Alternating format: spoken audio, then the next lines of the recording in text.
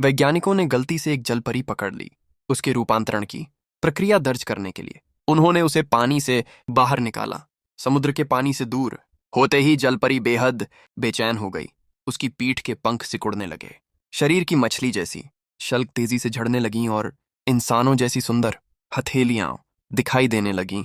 तभी अगले ही पल उसने दर्दनाक चीख निकाली, क्योंकि उसकी लंबी मछली की पूंछ फटकर दो पैरों में बदल गई।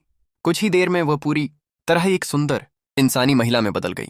जलपरी की शक्तिशाली आत्मोपचार क्षमता पाने के लिए वैज्ञानिकों ने एक बेहद गलत फैसला लिया। उन्होंने इंसानी जीन को जलपरी के साथ मिलाने की कोशिश की। उसका पेट अचानक बड़ा होने लगा और सिर्फ 2.5 सेकंड में ही 10 महीने के गर्भ जैसा हो गया। जल्द ही प्रसव का समय आ गया।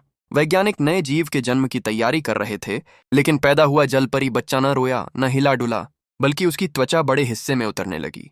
बच्चे की हालत गंभीर देखकर जलपरी सब समझ गई और बच्चे को लेकर समुद्र की ओर दौड़ी। महिला बच्चे को गोद में लेकर समुद्र में कूद गई। अजीब बात यह थी कि उसका शरीर झटके खाने लगा और वह फिर से जलपरी में बदल गई। उसी समय बच्चा भी रूपांतरित होकर पानी में जीवित हो गया।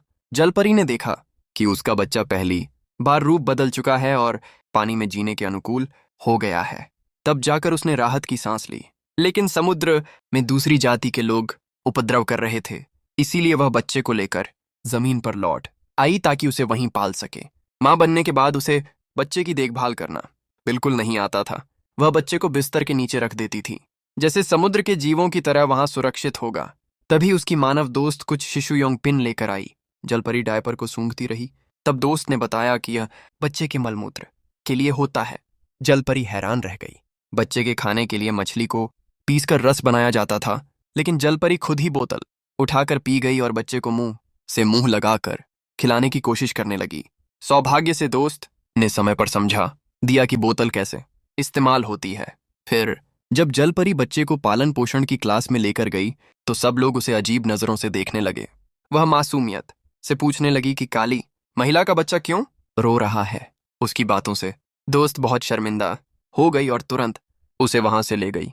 लेकिन घर लौटते ही दो नर जलपरी उनका इंतजार कर रहे थे, क्योंकि जलपरी जाति में बच्चों को नर जलपरियों को सौंपना परंपरा होती है, जो उन्हें समुद्र में जीवित रहने की कला सिखाते हैं।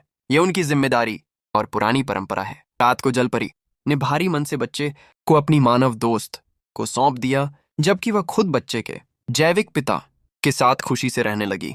यहीं वीडियो समाप्त हो जाता है। ये सब बातें जीवन में काम आने वाली हैं।